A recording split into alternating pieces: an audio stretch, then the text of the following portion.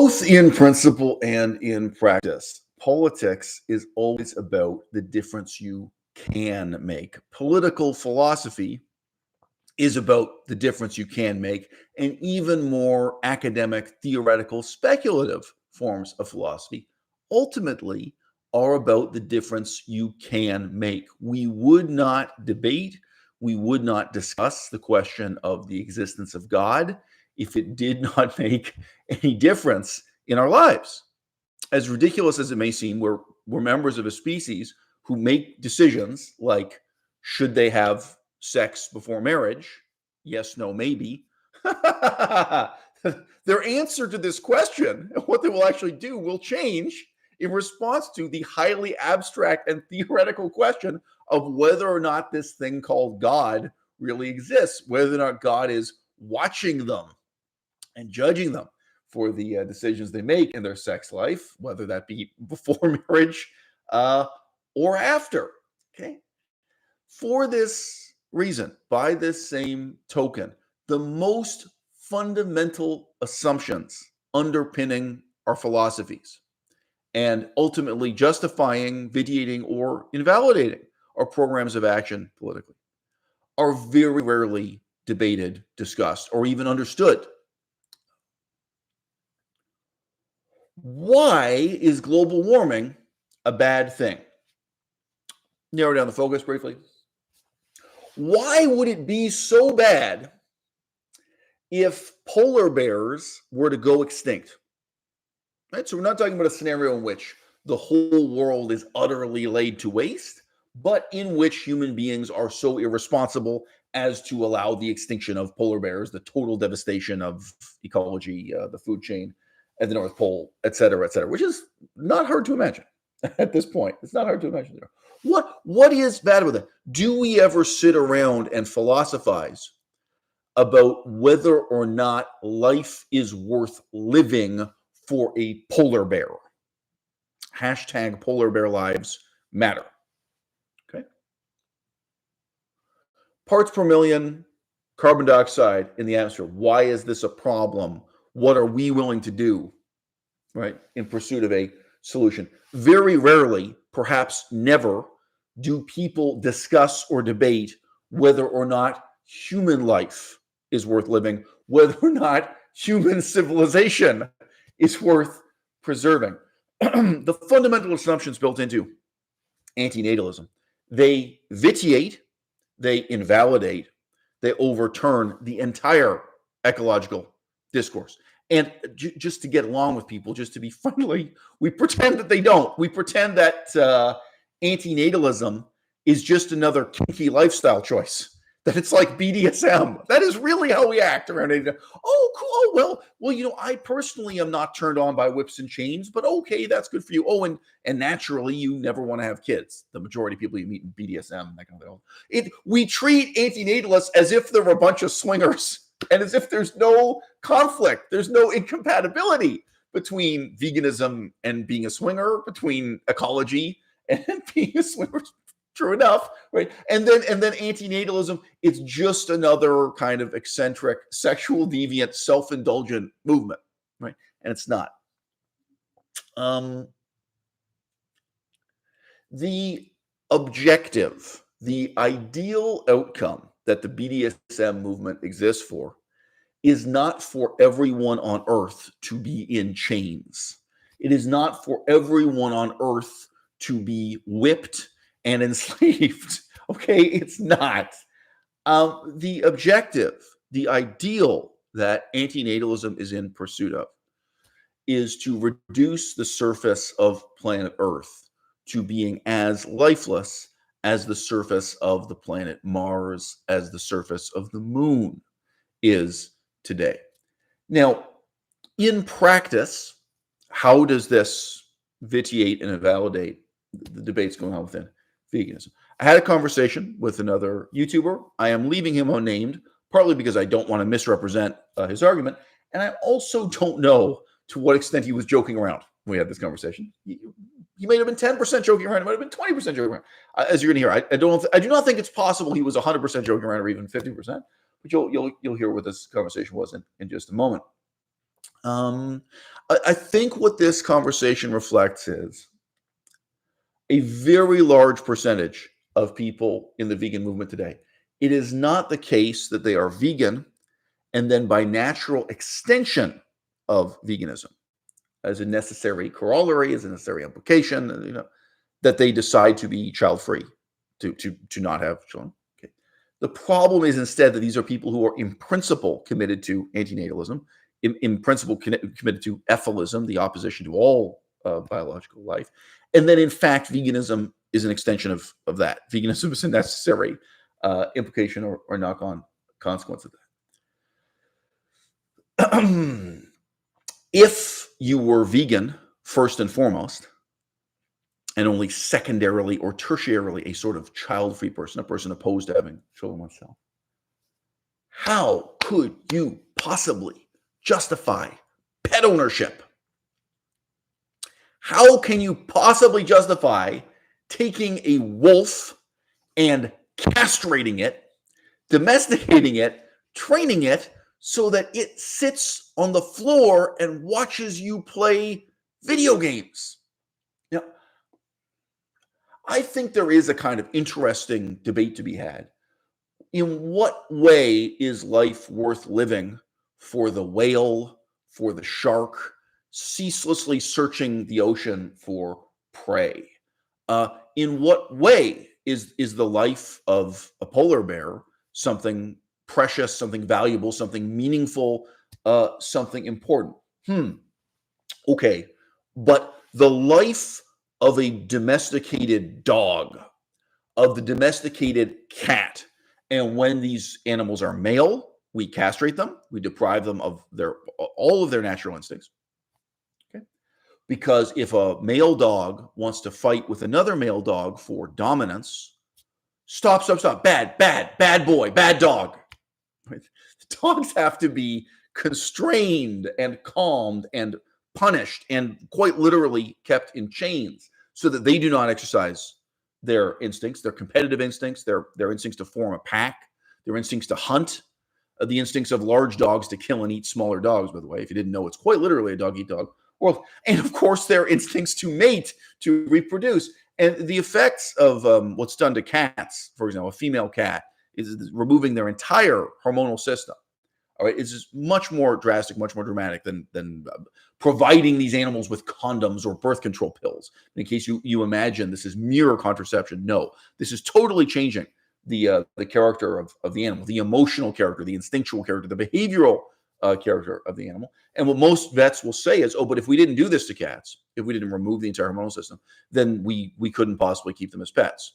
That the mate-seeking behaviors, the spraying behaviors, the territorial behaviors, the competitive instincts for both dogs and cats, they are so extreme that these animals could not live in your apartment with you, could not sleep on the carpet while you play video games, so on and so forth. So with it having been noted, there might be something profound to say about the life of a polar bear swimming from iceberg to iceberg forever and ever, from one generation onto the next, over centuries, over millennia, right? As thousands. Okay, perhaps we have some philosophizing to do with this. What philosophical justification is possible for a human being beating a dog with a rolled up newspaper so that it will forget that it is a wolf and imagine that it is a human created toy, that it is a toy, that it is a plaything that exists for your entertainment, for your emotional gratification, right? And these antinatalists I speak to me, hilariously, to me, mind-blowingly, astonishingly, astoundingly, they are petists. They are in favor of owning pet dogs, pet cats, of having them castrated, so on and so forth. Many of them own pets themselves. They have, you see their Instagram, they have a cat, they have a dog, whatever it is. And of course, they're in favor of going out and castrating stray dogs and stray cats. So look, it's politically convenient for you, you antinatalist hypocrite. It is politically convenient for you to do this to dogs and cats, whether they be owned by human beings or whether they be free, feral, wild, or what have you. Shall we play that game? Shall we play that game? Name the trait. So you tell me by what criterion this is permissible or morally positive to do this to animals and not to do this to human beings. Why didn't we do this to members of ISIS? Why didn't we castrate all of the supporters of the Taliban in Afghanistan when we conquered that country? At the end of World War II, when the United States Army had its tanks roll over Germany in one direction and the Russians rolled their tanks the other, why didn't we castrate or why didn't we sterilize every German man who was a member of the Nazi Party? What do you think would have been more effective? Effective altruism. What do you think would have changed history? Why is it that this is unthinkable when we do this? Why is it this is something considered perverse, cruel, barbaric, compared to executing someone by putting a noose around their neck and hanging them? Why do you think that is? There's some kind of moral intuition. There's some kind of deep-seated philosophical presupposition built into our political systems, which is, yes, we can kill this person. We give them a fair trial and execute them, but we can't torture them. We can't castrate them. We can't deprive them of the range of natural instincts, and we can't deprive them of the ability, the possibility of reproducing, of having a child and raising a child. That is something so important to us as humans, even in how we treat our worst enemies, even in how we treat the Taliban, even how we treat the Nazis, right? We treat that possibility of having a child as more precious than life itself. That your hormonal character in having testicles and not having a hysterectomy performed on you against your will if you're a woman, not having castration performed on you against your will if you're a man, we treat that as something more important than, more precious than life itself. We would not do that to our worst enemies in war, not even World War II, not even the conquest of Afghanistan after September 11th, not even in a war like September 11th wars that are frankly motivated by revenge. We will drop bombs out of an airplane and we'll fire bullets from a helicopter gunship, but we won't castrate you. Oh, and the exceptions are significant. We have a history of the forced sterilization of our Indigenous people here in Canada. The dehumanization of our Indigenous people, treating them as something worse than stray dogs. Now, I've studied this in the history of Canada. I have not studied it in the history of the United States to the south. I have not studied it in the history of the Caribbean. I have not studied it in the history of Australia. Okay, I haven't. Around the world, there will be other examples of forced sterilization campaigns against Indigenous peoples. All right? And I would encourage you, wherever you are, try to get familiar with this. Okay? It is extraordinary.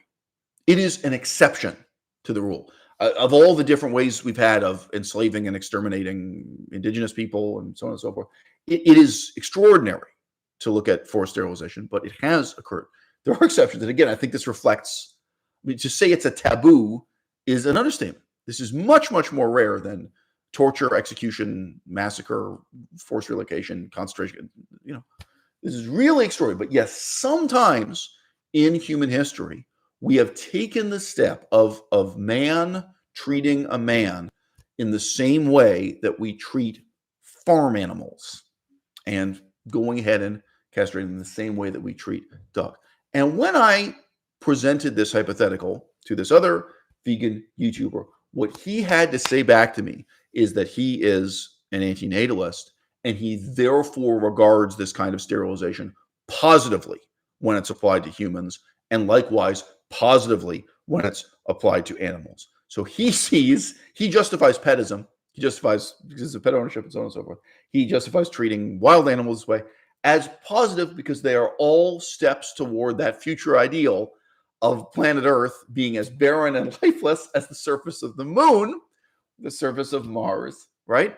Any steps we can take to help our fellow man not exist, to help dogs not exist, lions not exist, polar bears not exist, he sees as positive because his fundamental objective is against the existence of life itself. All right? Their fundamental philosophy is that life is not worth living. Okay? Again, what is most fundamental in politics is very rarely what we debate, enunciate, explain. It's very rare. I've never in my life have I said to someone, do you know why I'm vegan? Because I think life is worth living.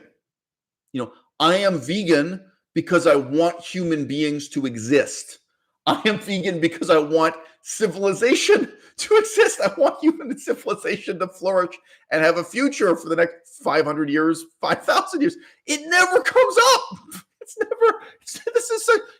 Tell me something. Why are you involved in stand-up comedy? Why are you involved in the fashion industry? Why do you care about clothes or shoes? It's not going to occur to you to say, oh, well, I actually think life is worth living. Therefore, I want human beings to have shoes so they can walk. You know what I mean?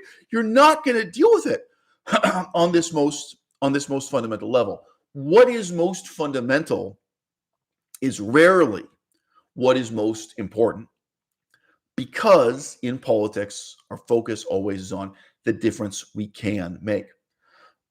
In the same sense that faith in the existence of God shapes the real world decisions people make, including the question of whether or not they're going to have sex before marriage, whether or not they're going to have a 3-way or a 4-way after marriage, you know what I mean, what they're going to do with their sex lives.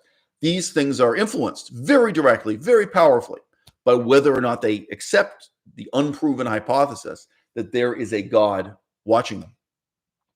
This premise, the fundamental worldview, belief system built into anti-natalism, it shapes the decisions people make in their real lives, in the real world. It has tremendous consequences for us, personally, politically, and in every other way.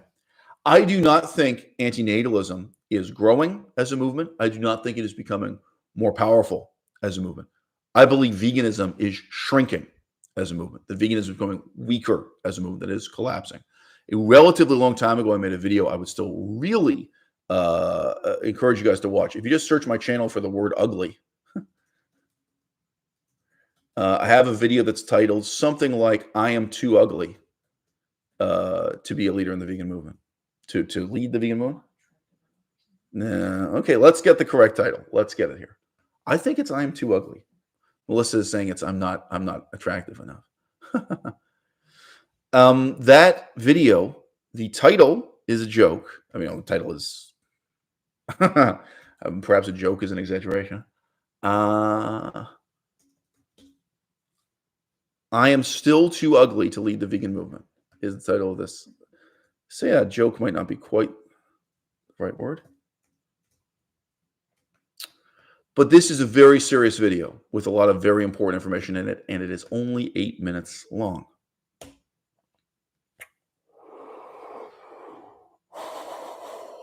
There are real quantitative indications of the extent to which veganism is shrinking. It is becoming smaller, it's becoming less powerful. And this is related in a complex way to the extent to which we as vegans have discredited ourselves. So the power and significance of antinatalism is thus greater and greater in relative terms compared to the vegan movement. There is a logical sleight of hand in the most basic premise of antinatalism, which is this: any political problem can ostensibly but not actually be solved by stating we would not have this problem at all if we just didn't exist. Okay? So the current war between Israel and the Palestinians, what's the quickest and easiest solution? The antinatalists are going to say, dead serious, deadpan serious, oh, well, the solution is antinatalism. If all of these people simply cease to exist, then there's no more question. How would you like to resolve the war in Ukraine between Vladimir Putin and, and Joe Biden? Let's put it that way. Oh, well, antinatalism, that'll clear that problem right up. So, water pollution, this conditions us not to really think of water pollution as a problem that can be solved. It can. Water pollution is not an insurmountable problem. The cost of rent, minimum wage, what have you. But, I think most significantly right now in 2024, carbon dioxide levels in the atmosphere. These are people who are committed to a worldview that in their mind, they leap to the logical conclusion, the solution to carbon dioxide, pollution, climate change, these ecological problems, is simply to have fewer people or, of course, none at all.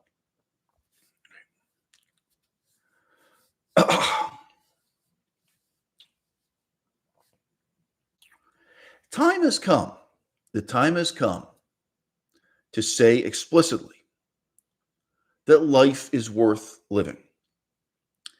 And life is worth living for civilized, intellectual human beings.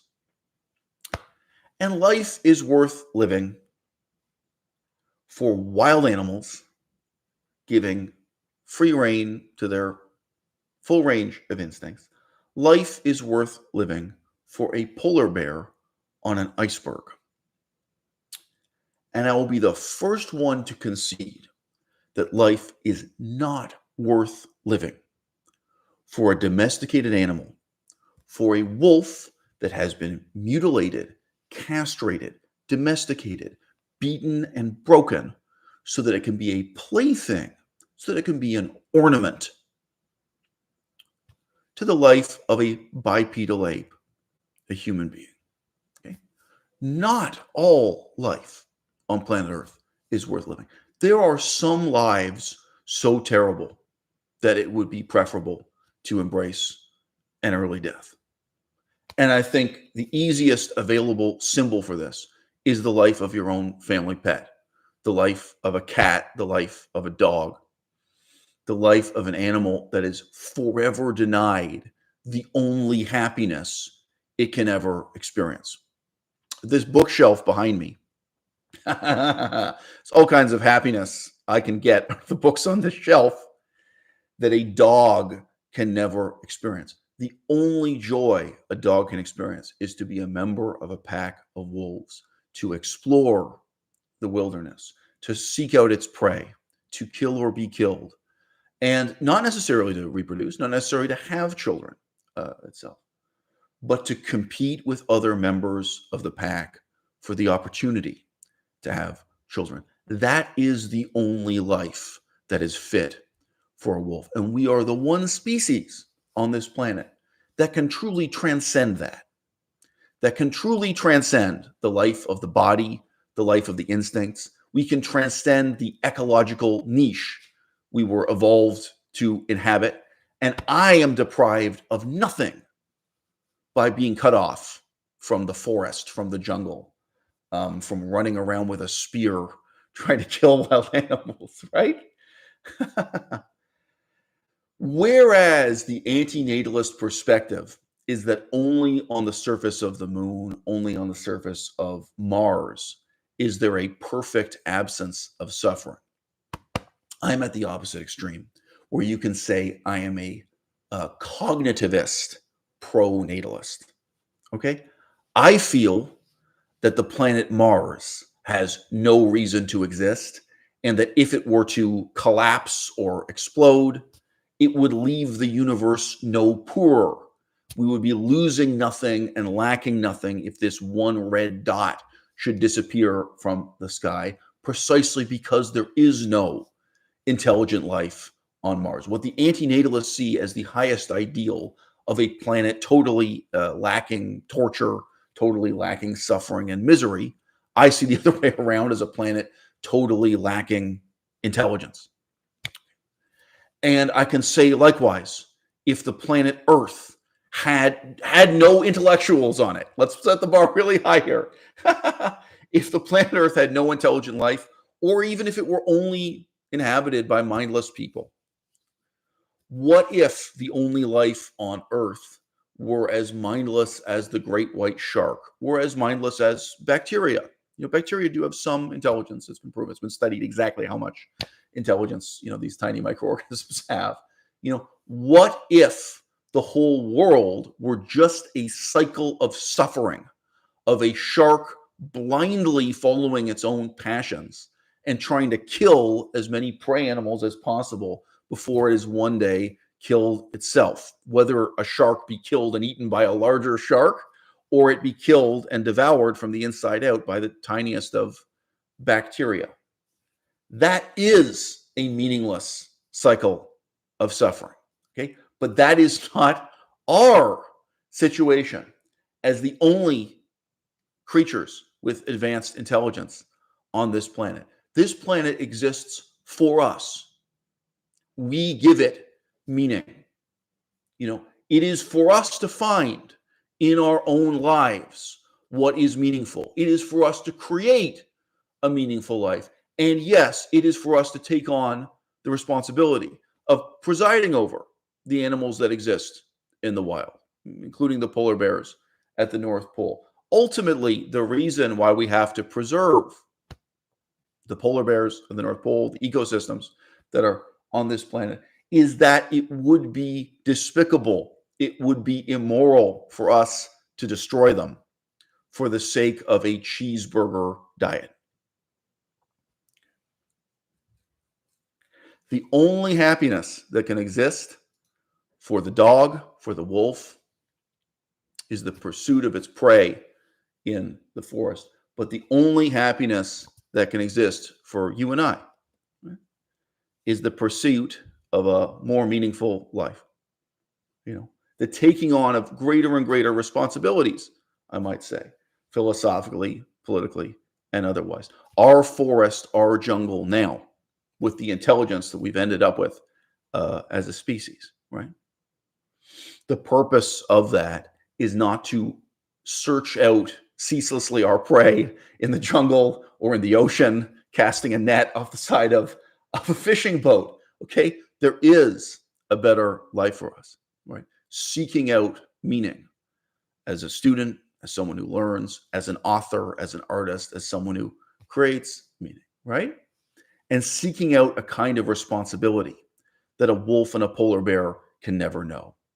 A kind of political responsibility, a kind of philosophical responsibility for the future of our own species, for the future of the whole planet, for the future also of these ultimately blind, mindless creatures that inhabit the fringes of the wild.